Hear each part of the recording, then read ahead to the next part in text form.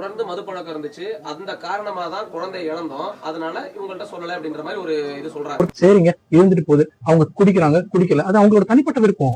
ஒருத்தவங்க குடிச்சிட்டு படுத்துட்டு இருக்காங்க, அதனால அவங்க குழந்தை வெளியில தனியா இருந்துச்சு. ஒரு குழந்தை தனியா ரோட்ல நடந்து போனா நான் அதை தூக்கிட்டு போய் வன்புணர்வு செய்வேங்கிறது எதங்க நியாயப்படுத்தி பாக்குறீங்க நீங்க எல்லாம் பத்திரிகைக்காரங்க தானா என்னன்னு எனக்கு புரியலையா? இதை பார்த்தா இந்த காடுகள்ல எல்லாம் இந்த கழுகு இந்த பருந்தெல்லாம் சுத்தி வந்துட்டு செத்து போன இறைச்சி எல்லாம் அங்கங்க புடுங்கிட்டுங்க பாத்தீங்களா? அந்த மாதிரிதான் இருக்கு சீரியஸாவே.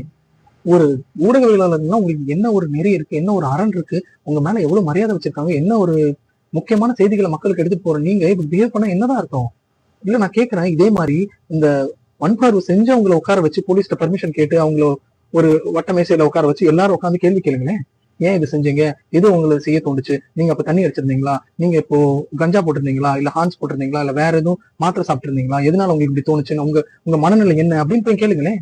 ஒரு பொண்ணு ஒரு பொம்பளைங்க எல்லாம் கூட்டமா உட்காந்துட்டு இருக்காங்க, அவங்களை உட்கார வச்சுட்டு இந்த மாதிரி ஆளாளுக்கு பிச்சுட்டும் புடுங்கிட்டும் இருந்தீங்கன்னா இதுக்கு மேல அவங்க எங்க போவாங்க?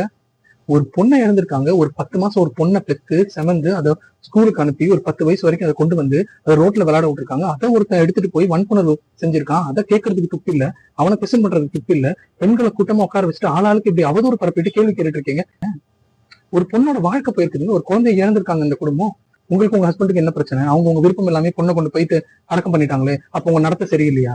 ஒரு பொண்ணோட நடத்த, ஒரு பொண்ணு குடிப்பாளா மாட்டாளா, ஒரு பொண்ணு தூங்குறாளா, வெளியில போறாளா, வீட்டுல இல்லையா, பக்கத்துல இருக்கவங்க கூட இருக்காளா, இதெல்லாம் தெரிஞ்சுக்கிட்டு தான் அந்த பொண்ணு வந்து வன்புணர்வு பண்ணதுக்கு இதெல்லாமா தூண்ட போகுது. இங்க அந்த தூக்கிட்டு போனவங்களோட வக்கர புத்தி தான் இங்க இருக்கு. அவனுங்க எடுத்துட்டு போகணும்னு நினைச்சிட்டானுங்க, ஒரு குழந்தைய கூட்டிட்டு போகணும்னு முடிவு பண்ணிட்டானுங்க. அவனுங்க புத்தியில பிரச்சனை இருக்கு, அதை பத்தி இங்க யாரும் கொஸ்டின் பண்றது இல்லை இல்லையா? அந்த பொம்பளை வந்து குடிச்சிட்டு படுத்திருந்தனாலதான் அந்த குழந்தைய தூக்கிட்டு போயிட்டாங்க. என்ன ரைட்ஸ் இருக்கு உங்களுக்கு?